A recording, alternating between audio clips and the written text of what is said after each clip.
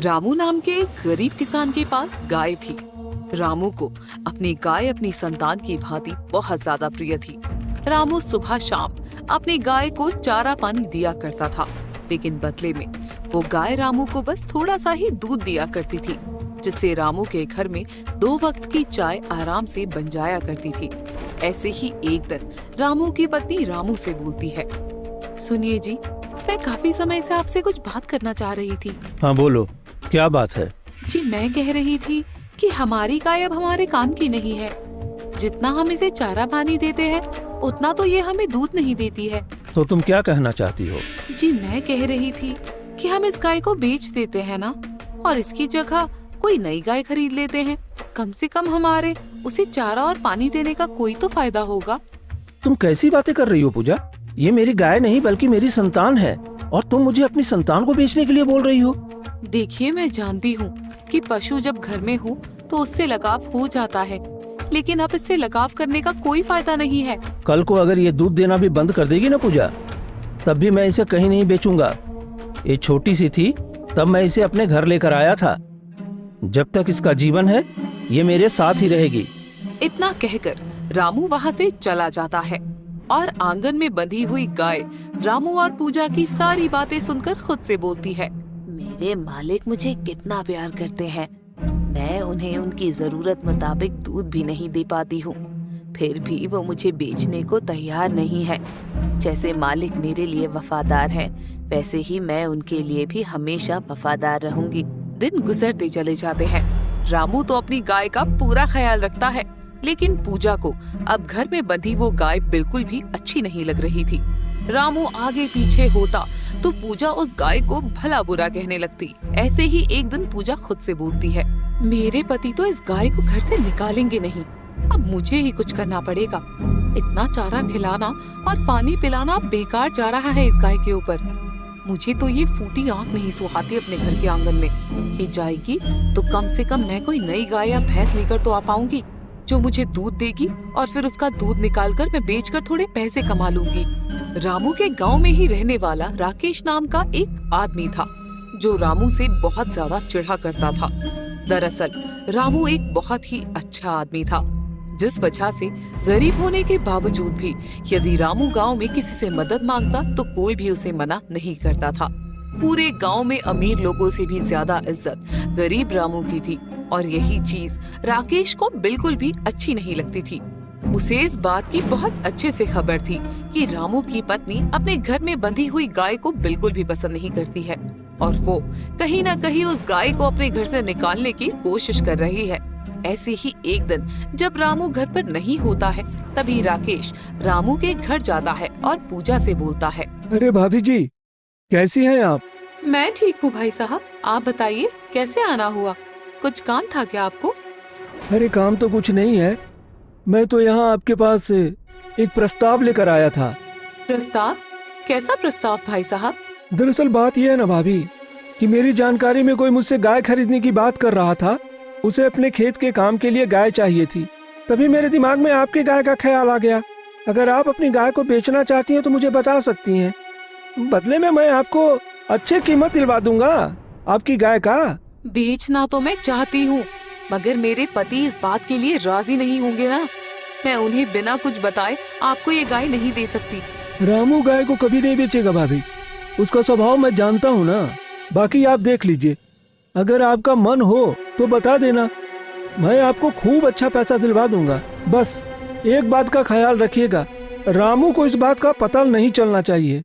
राकेश वहाँ से चला जाता है, पर राकेश की बातों से अब पूजा के मन में और भी ज्यादा लालच भर जाता है, और वो जल्दी से जल्दी अपनी गाय को बेचने की ठान लेती है। बेजुबान रामू की गाय पूजा और राकेश की ये सारी बातें सुन लेती है, पर फिर भी रामू को कुछ नहीं कह पाती। एक सुबह जब रामू अपनी गाय को पानी पिला रहा होता है, तभी वो देखता है कि उसकी गाय की आंखों में आंसू बह रहे हैं।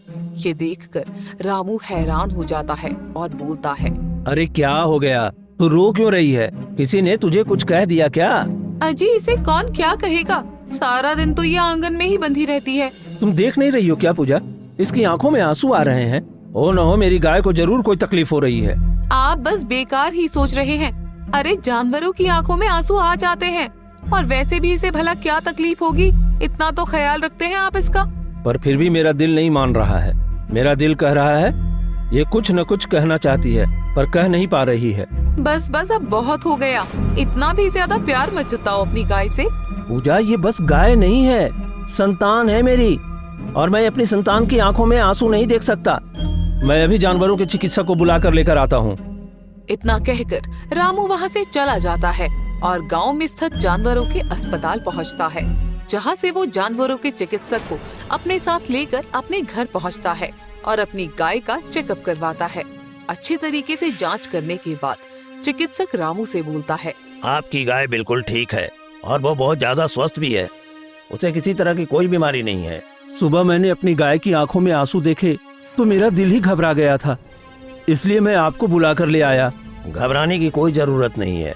कभी कभी जानवरों की आंखों में खुद से भी आंसू आ जाते हैं। अब मैं चलता हूँ यहाँ से। आपको तो मेरी बातों पर यकीन ही नहीं होता है। मैंने कहा था ना कि सब कुछ ठीक है। अरे तो क्या हो गया? कम से कम मेरे मन को तसल्ली तो हो गई ना कि मेरी गाय एकदम ठीक है। दिन गुजरते चले जाते हैं और हर गुजरते दिन के साथ रामू का प्यार अपनी गाय के साथ और भी ज्यादा बढ़ता चला जाता है। ये सब कुछ देखकर पूजा को और भी ज्यादा गुस्सा आ जाता है और ऐसे ही एक दिन पूजा को राकेश का वही प्रस्ताव याद आ जाता है और पूजा राकेश से मिलने के लिए उसके घर पहुंचती है। पूजा को देखकर राकेश बोलता है, लगता है भाभी जी आप अपनी गाय को बेचने का पक्का मन बना चुकी हैं, तभी आई हैं यहाँ पर। बिल्कुल सही भाई साहब, अब मुझे जल्दी से जल्दी उस गाय को अपने घर से निकालना है बस। तो ठीक है ना, जैसा जैसा मैं कहता हूँ आप वैसा वैसा करो, फिर हम उस गाय को आपके घर से हमेशा के लिए निकाल देंगे। ऐसे ही राकेश पूजा को काफी सारी बातें बोलता है। एक शाम राकेश चुपके से पूजा को नींद की दवाई दे देता है, जिसके बाद पूजा उस नींद की दवाई को रात को रामू को खाने में मिलाकर रामू को खाना खिला देती है। दवाई खाकर रामू एक गहरी नींद में सो जाता है। आधी रात को राकेश पूजा के घर आता है। पूजा बड़ी ही सावधानी से खूंटे पर बंधी गाय की रस्सी खोलकर राकेश के हाथों में दे देती है, जिसके बाद राकेश पूजा को बहुत सारे पैसे दे देता है और वहाँ से चला जाता है। अगली सुबह जब रामू उठता है तो अपने आंगन में अपनी गाय को ना देखकर वो विचलित हो जाता है और पूजा से बोलता है, पूजा, मेरी गाय कहाँ है? जी मुझे क्या पता आपकी गाय कहाँ है, आप ही ने तो रात को रस्सी बांधी थी। हाँ, रस्सी से मैंने ही बांधा था और अच्छे से बंधी भी थी, लेकिन मेरी गाय बिना बताए कहाँ चली गई? अजी वो गाय है, इंसान थोड़े ना है जो आपको बताकर कहीं जाएगी। यही कहीं होगी, जाकर देख लीजिए। रामू गांव की गली गली में जाकर अपनी गाय को ढूंढने लगता है, लेकिन बेचारे को उसकी गाय नहीं मिलती है। रामू बहुत ज्यादा परेशान हो जाता है और घर जाकर रोते हुए खुद से बोलता है, न जाने मेरी गाय कहाँ चली गई। इतने वक्त से मैंने उसे इतना संभाल कर रखा हुआ था और ऐसे एक रात में वो बिना बताए कहाँ जा सकती है? पता नहीं इस हाल में होगी।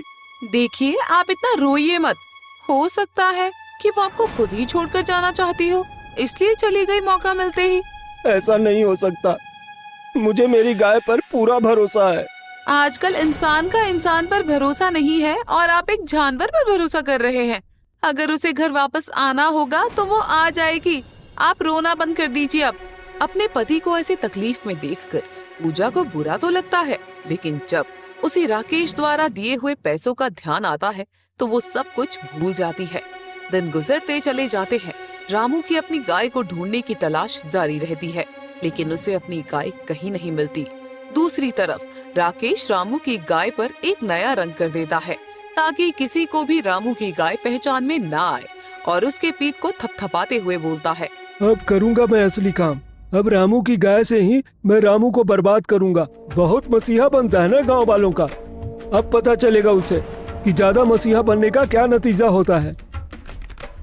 मैं कभी अपने मालिक का बुरा नहीं करूंगी। भले ही मेरी मालकिन मुझे पसंद नहीं करती थी, लेकिन फिर भी मैं रामू के लिए हमेशा वफादार रहूंगी। राकेश मुझसे कुछ भी करवा ले, पर मैं रामू को नुकसान नहीं पहुंचाऊंगी। अपनी गाय के चले जाने से रामू काफी ज्यादा परेशान हो जाता है और ऐसे ही एक दिन पूजा रामू से बोलती है, जी सुनिए, अब हम घर पर कोई नई गाय या भैंस ले आते हैं ना, उसका दूध निकाल कर बेच दिया करेंगे हम। नहीं, मैं अपने घर में अब कोई गाय भैंस लेकर नहीं आऊंगा। मुझे बस मेरी गाय से प्यार था। अब उसके अलावा इस घर में उसकी जगह कोई नहीं लेगा। रामू और पूजा ये बात कर रहे होते हैं कि तभी वहाँ पर गांव का जमींदार आता है और रामू से बोलता है, अरे रामू, हमें तुम्हारी मदद की जरूरत है। एक गांव में रामू नाम का एक सीधा सादा और मेहनती किसान रहता था। रामू का जीवन सादगी से भरा था। उसके पास ज्यादा जमीन नहीं थी, पर वह जो कुछ भी अपने खेतों से उगाता उसी में संतोष पाता था। रामू की सबसे प्यारी चीज थी उसकी गाय गौरी। गौरी एक सुंदर सफेद रंग की देशी गाय थी, जो रामू के लिए सिर्फ एक जानवर नहीं, परिवार का हिस्सा थी। ये रही एक भावनात्मक कहानी जो एक किसान और उसकी पत्नी के संघर्ष और बुरे हाल को खेत में काम करते हुए दर्शाती है। यह कहानी लगभग 1000 शब्दों की है। धूप में झुलसती जिंदगी, एक किसान दंपत्ति की व्यथा। उत्तर भारत के एक छोटे से गांव में सूरजपुर एक गरीब किसान हरिया अपनी पत्नी गौरी के साथ रहता था। हरिया की उम्र कोई 50 के आसपास थी, पर चेहरे पर झुर्रियां और शरीर पर मेहनत की लकीरें उसे 70 का बूढ़ा दिखाती थीं। गौरी भी उसकी हमउम्र थी, पतली दुबली झुकी हुई पीठ और हाथों में हमेशा कोई न कोई काम। दोनों की दुनिया बस खेतों तक सिमटी हुई थी। वही उनका जीवन था और वही उनकी किस्मत। हरिया का 1 एकड़ का छोटा सा खेत था, जो अब कई सालों से पर्याप्त उपज नहीं दे रहा था। बारिश कम हो रही थी, खाद के दाम बढ़ते जा रहे थे और बिजली तो कभी कभार ही आती थी। फिर भी हरिया और गौरी हर सुबह सूरज उगने से पहले खेत में पहुंच जाते, हाथ में फावड़ा और दिल में उम्मीद लिए। गौरी बोली, हरिया, इस बार अगर फसल फिर से खराब हुई तो उधार कैसे चुकाएंगे? साहूकार का ब्याज बढ़ता ही जा रहा है।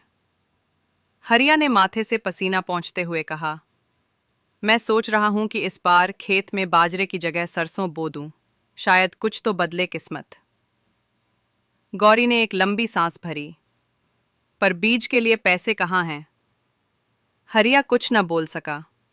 उसकी खामोशी ही उसका जवाब थी, बेबसी की जड़ें। हरिया का बड़ा बेटा मोहन शहर चला गया था कुछ साल पहले। वह वहां मजदूरी करता था, लेकिन अपनी जिंदगी की दौड़ में वह माँ बाप को भूल गया। कभी कभी 200-400 रुपये भेज देता था, लेकिन उससे घर का खर्च नहीं चलता। छोटा बेटा बीमार पड़ा और बच नहीं पाया, और बेटी की शादी के लिए